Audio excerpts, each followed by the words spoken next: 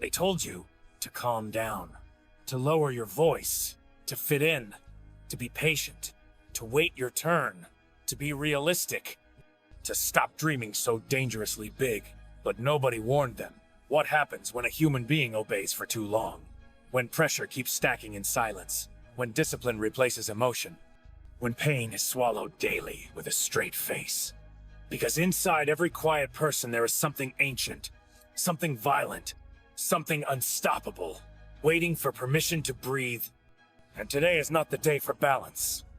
Today is the day you stop pretending to be harmless. Because the truth is, you were never weak.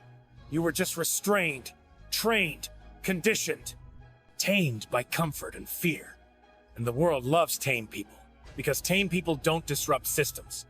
Tame people don't threaten averages. Tame people don't become legends. But monsters do. Monsters are born when excuses die, when sleep is sacrificed, when pleasure is delayed, when the voice in your head says stop and you answer with one more rep, one more hour, one more failure survived. Because unleashing the monster doesn't mean screaming or showing anger. It means becoming so focused that emotions become irrelevant. It means your mornings start before motivation exists. Your nights end after discipline has won. It means you stop negotiating with weakness like it has a vote. Because weakness lies. It promises comfort and delivers regret. And you've tasted regret enough to know it rots from the inside. So you decide to rot the version of you that settles. You kill the version that needs approval. You bury the version that waits for perfect conditions. Because perfect conditions are a myth sold to people who are afraid of starting imperfectly. And the monster inside you understands something others don't. That pain is not an enemy. It's a language. And you finally learned how to speak it fluently. Every rejection sharpened you. Every delay hardened you. Every lonely night rewired you. And now when people say you changed, they're right. Because survival demanded evolution. And evolution is never gentle. It breaks bones, habits, friendships, comfort zones. And the monster doesn't apologize for that. The monster knows that to rise you must become unfamiliar even to yourself. There will be days you don't recognize your reflection because the eyes staring back aren't asking for permission anymore. They're calculating. They're hungry. They're patient. And patience is dangerous when combined with obsession. Because obsession doesn't need applause.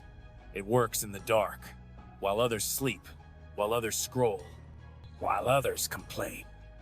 Obsession sharpens skills quietly, until one day results appear suddenly and people call it luck. But monsters don't believe in luck. They believe in preparation, meeting opportunity, and then crushing it without mercy. And this is where it gets uncomfortable. Because unleashing the monster means accepting that nobody is coming to save you. No perfect mentor. No magical breakthrough. No motivational quote will carry you through the grind when your body is tired and your mind is screaming quit. Only the monster will stand up then. The part of you that doesn't care how it feels. Only about what must be done. And yes, you will lose people.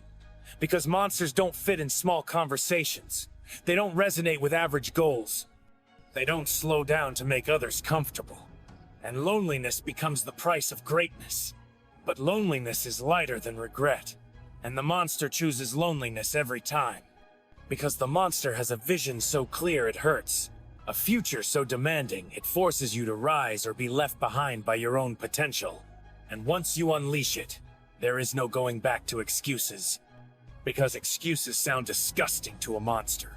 There is no going back to tomorrow. Because tomorrow is where dreams go to die. There is only now. There is only action. There is only the quiet war between who you are and who you refuse to die as. And the monster wins that war daily through discipline, repetition, sacrifice, and silence. Not loud promises, not emotional speeches, but consistency so brutal it scares weaker versions of you into extinction. And make no mistake, the world will test you harder once you level up. Because storms don't hit empty fields. They hit tall structures. But monsters don't hide from storms. They absorb them. They become heavier, denser, more grounded. And one day, without announcing it, without explaining it, without asking permission, you'll look back at the life you escaped and realize unleashing the monster wasn't about becoming ruthless to others. It was about becoming ruthless to your own limits, your own laziness, your own fear. And from that moment on, nothing will ever control you the same way again. Because the monster is awake now, and it doesn't negotiate, it executes. Because once the monster wakes up, it starts demanding proof, not promises. It demands sweat instead of words, scars instead of stories. And it forces you to confront a terrifying question every single day. Are you actually becoming who you said you would? Or are you still performing ambition for attention? And that question burns, because the monster hates self-deception more than failure. It would rather watch you fail brutally than live comfortably as a lie. And this is where most people retreat, because it's easier to feel motivated than to be committed. Easier to watch dominance than to build it. Easier to admire monsters than to become one. But you didn't come this far to admire. You came to transform. To cross that invisible line where effort turns into inevitability. Where showing up becomes automatic. Where discipline is no longer a struggle but your default state. And slowly you notice something strange. Pain stops asking for sympathy. Tiredness stops controlling your decisions. Fear stops sounding convincing, because the monster rewires priorities. It makes success non-negotiable. And when success becomes non-negotiable, behavior changes permanently. You stop explaining yourself. You stop seeking validation. You stop announcing plans that haven't bled yet. Because monsters move in silence, not because they're shy, but because silence keeps energy sharp. And sharp energy cuts through distractions like they never existed. And while others are busy comparing timelines, the monster is stacking invisible wins, boring reps, ugly progress, slow days that don't look impressive but compound into something terrifying over time. And one morning you wake up realizing the thing you used to fear, discomfort, has become home. Because comfort is dangerous. Comfort dulls hunger. Comfort creates excuses that sound logical. And the monster sees through logic when it's used as a shield for laziness. So it strips life down to essentials. Wake up, execute, improve, repeat.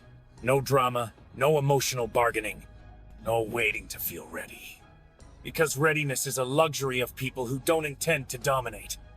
And domination isn't loud. It's precise. It's calculated. It's patient. It's merciless to inefficiency. And that's when people start misunderstanding you, calling you cold, distant, obsessed, changed. And they're right again. Because the old you was designed to survive, not to win. And survival thinking caps potential, but monster thinking expands it violently. It asks, how far can I go if I remove all limits? And then it goes further just to prove limits were imaginary. And yes, some nights it gets heavy.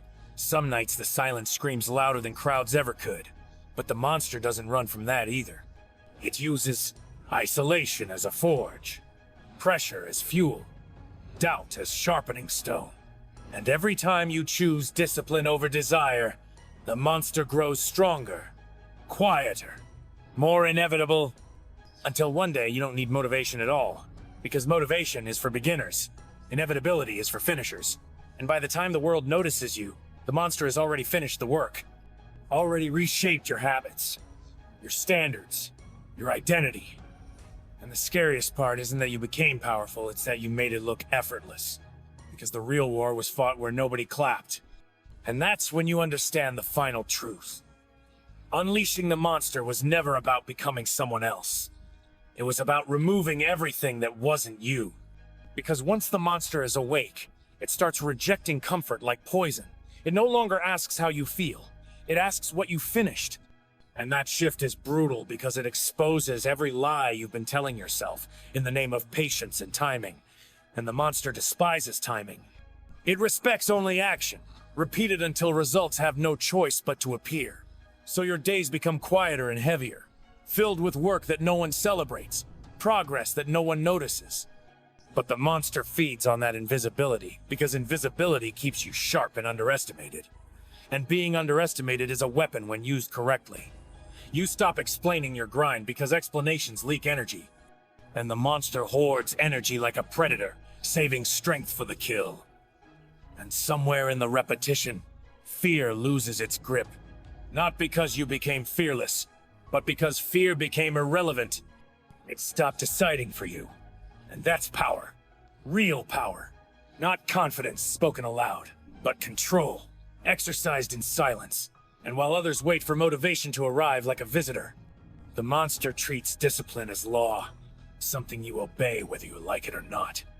And slowly your standards rise so high that mediocrity feels physically uncomfortable, shortcuts feel insulting, excuses feel embarrassing. And this is where separation happens. Because monsters don't belong in crowds. They move alone. They build alone. They suffer alone. And they win alone.